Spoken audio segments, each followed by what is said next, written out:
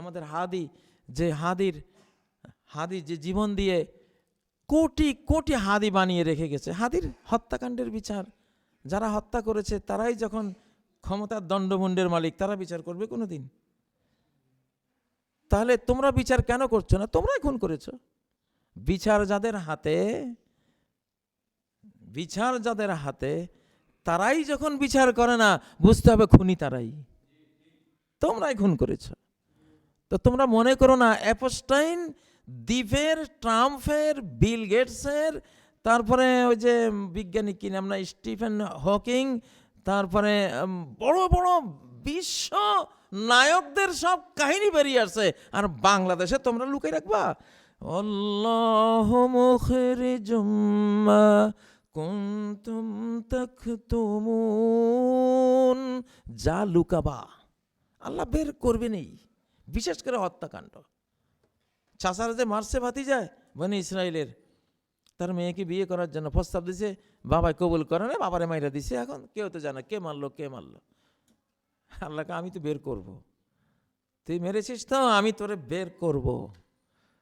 সূরা ফাতিহার পরেই সূরা বাকারা কেন রে ভাই? মূল কাহিনীটা কি? যে কোনো খুন চাপা রাখতে পারবে না, বের হবেই। এই বাকারা আল্লাহ বললেন যে একটা কাজ করো, গরু জবাই করো। গরু জবাই করে গরুর একটা টুকরা ওই নিহত যে মানুষটা কবর থেকে তুলে আনো, ওরে একসাথ করে ওই হত্যার জায়গার মধ্যে ক্ষতস্থানে এক টুকরা গোস্ত স্পর্শ করাও, জিন্দা হয়ে যাবে। জবাইকৃত গরুর এক টুকরা যখন মাংস তার গায়ে স্পর্শ করাইছে, জিন্দা হয়ে গেছে। আমাকে তো আমার ভাতিজাই মারছে, আমাকে আমার ভাতিজাই মারছে, কইয়া দিছে।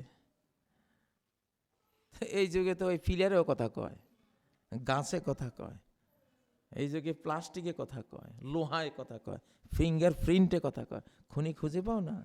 সবাই জানে ক্লিয়ার হাদিরে কে মারছে, ঠিক নয় কি?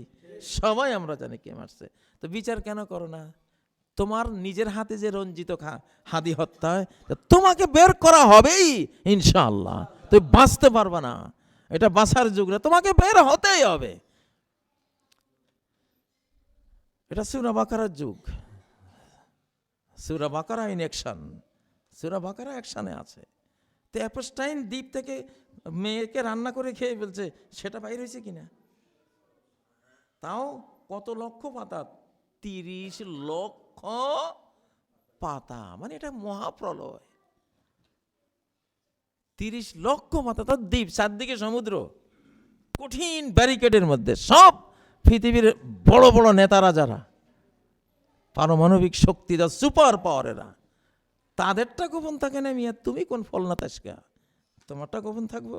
সবর করো, খালি বের হচ্ছে ইনশাআল্লাহ। তো ধরা পড়ার আগে যদি ভালোই সঠিক বিচারটা করো, হয়তো অত সিরিয়াস অ্যাকশন তোমার বিরুদ্ধে আসবে না। আর নাহলে এমন এক সিরিয়াস অ্যাকশন আসবে, তোমার 14 গোষ্ঠী তলায় যাবে বাংলাদেশ থেকে ইনশাআল্লাহ। কারণ এটা আল্লাহর হাতে থাকা যুগ, এখন কন্ট্রোল পুরো আল্লাহর হাতে। ফেরাউনকে মারার দিনের কন্ট্রোল পুরো আল্লাহর হাতে ছিল, নমরুদকে মারার দিনের কন্ট্রোল পুরো আল্লাহর হাতে ছিল, আব্রাহাকে মারার দিন, আবাবিল পাখি পাঠাবার দিনের কন্ট্রোল পুরাই আল্লাহর হাতে ছিল। সূর্য পশ্চিম থেকে উঠবে, কন্ট্রোল পুরো আল্লাহর হাতে। কালো ধোঁয়া আকাশ ছেয়ে যাবে গোটা পৃথিবী, কন্ট্রোল পুরো আল্লাহর হাতে। দাজ্জাল আসবে, কন্ট্রোল আল্লাহর হাতে। তারপর ঈসা আলাইহিস সালাম নামবেন, বিশ্ব শাসন করবেন 45 বছর, কন্ট্রোল আল্লাহর হাতে। মাহদী আসবেন, কন্ট্রোল আল্লাহর হাতে। এখন পৃথিবীটার কন্ট্রোল আল্লাহর হাতে সরাসরি, কিচ্ছু করতে পারবে না। ভালো হয়ে যাও, তওবা করো, ইস্তেগফার করো, আল্লাহর কাছে কান্নাকাটি করে বইলা দাও, প্রকাশ করো যে স্যার আমি করছি, বাঁচতে তো পারবো না। তো অপরাধ স্বীকার করা একটা ইবাদত, অপরাধ স্বীকার করা কি একটা ইবাদত। আদম গুনাহ করছে, কিন্তু গুনাহ স্বীকার করে এমন একটা ইবাদত হয়েছে, ওইটা স্বীকৃতি, রব্বানা জালামনা, নিজের গুনার কথা স্বীকার করাটা এত বড় ইবাদত হয়েছে যে মাপ পাইয়া গেছে। আর ইবলিস গুনাহ করছে, পাপ করছে, স্বীকারই করে নাই, তার গুনাহ রয়ে গেছে। তার 14 গোষ্ঠী, জাত গোষ্ঠী সহ ওই পাপের অভিশাপে অভিশপ্ত হইয়া চিরস্থায়ী জাহান্নামী হয়ে গেছে।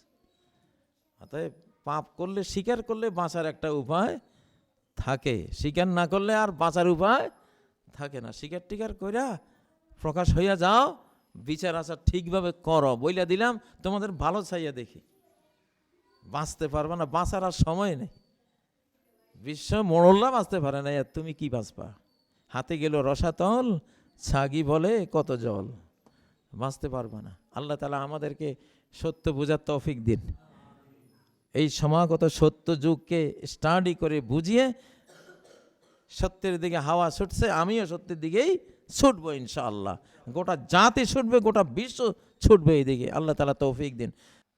তাহলে তুমি জান্নাত, যদি তুমি জান্নাতি চরিত্র গ্রহণ করো। জান্নাতুল ফেরদাউস কি? তোমারই কর্মফল। জান্নাতুল ফেরদাউস সপ্তাহাকাশের উপরে তুমি বানাও, ওটা তোমার নির্মাণ, তোমার স্থাপত্য কর্ম। জাহান্নাম কি? জাহান্নামের আযাবগুলি কি? কে বানায়? তুমি বানাইতেছো। ওখানকার সাপ তোমারই কর্ম থেকে তৈরি হচ্ছে, দুষ্ট কর্ম থেকে। বিচ্ছুগুলি তোমার দুষ্কর্ম থেকে ওখানে তৈরি হচ্ছে।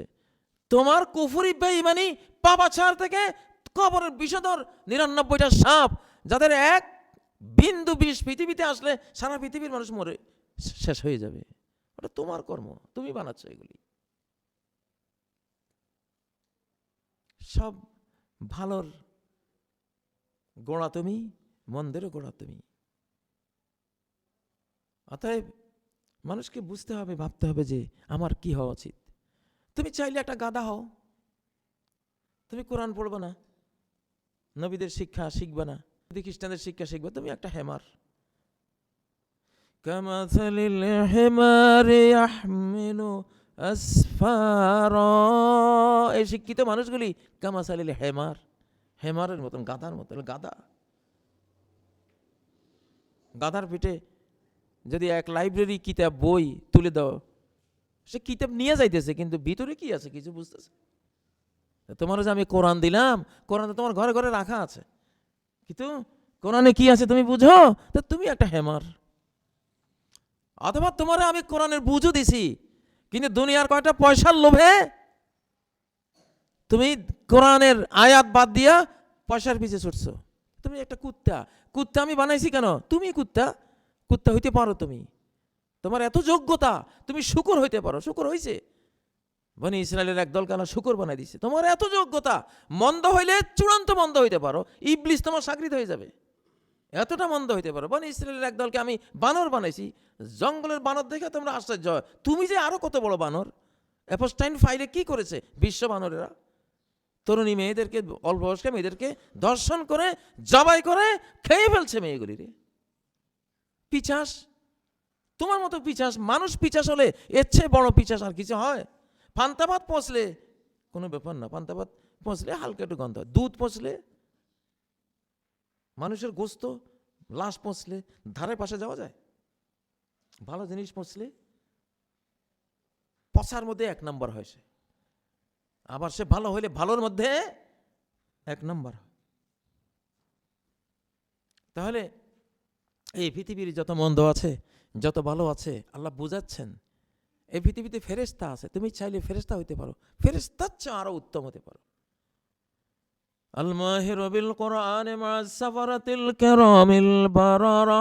যারা কোরআন স্পেশালিস্ট, কোরআনের পণ্ডিত, এরা আল্লাহর নুরানি ফেরেশতা, দূত ফেরেশতাদের সাথে এরা থাকে, এদের জীবন ওই ফেরেশতাদের সাথে।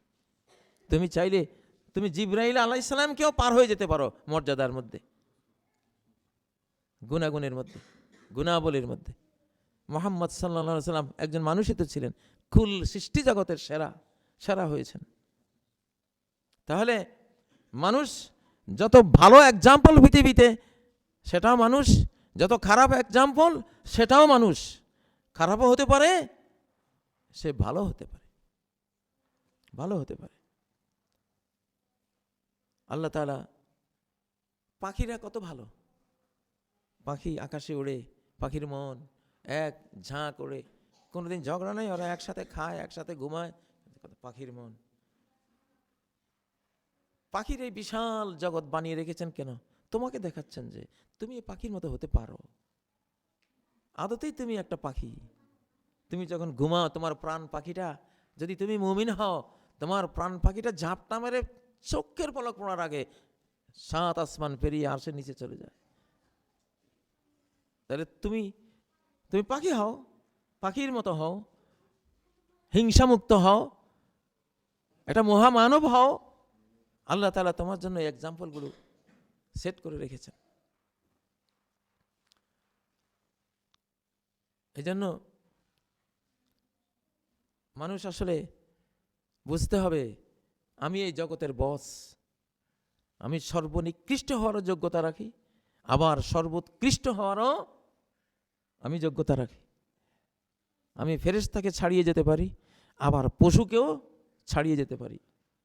আমার মন্দ দিয়ে কোনো পশু আমার সাথে পারবে না। অ্যাবস্টেইন ফাইলে যা বেরিয়ে আসতেছে, পৃথিবীর কোনো পশুর এত বড় ক্ষমতা নেই। এত অপকর্ম, এত ভয়ানক নষ্টভ্রষ্ট হওয়া, এটা পৃথিবীর কোনো বাঘ, ভাল্লুক, হায়না, শূকর, বানর এদের পক্ষে সম্ভব না, অসম্ভব। একটা শূকর কোনোদিন অন্য একটা প্রাণীর সাথে, স্ত্রীর সাথে এই কাজ করবে না। করবে? বা শূকর কোনোদিন তার শকুন্নির সাথে এই ব্যবহার করবে? যেটা অ্যাপস্টাইন ফাইলে ফুটে উঠছে, মানুষ যেটা করেছে। পৃথিবীর সভ্যতার বড় বড় যারা মডেল, যাদেরকে আমরা মনে করি উন্নয়নের মডেল, তাদের এই মডেলিংয়ের অভ্যন্তরে যে কতটা পচা গলা, নোংরা, বিষাক্ত এবং শ্যাটানিক জীবন লুকিয়ে আছে, সেটা তো এখন বের হচ্ছে। অ্যাপস্টাইন দ্বীপের মধ্যে একটা মন্দির আছে। কিসের মন্দির এটা? শয়তান পূজার মন্দির, ইবলিস পূজার মন্দির। ওরা ইবলিসকে সেজদা করে, ওখানে ধরে নিয়ে গিয়া ইবলিসকে ওখানে পূজা দেয়। ইবলিসের নামে মেয়েগুলিরে বলি করছে, ইবলিসের নামে বলি করেছে, বলি করে রান্না করে খেয়েছে। কারবার গিলাপ নিয়ে গেছে, কালো গিলাপ। কালো জাদু করার জন্য কালো জিনিস লাগে, ব্ল্যাক ম্যাজিক।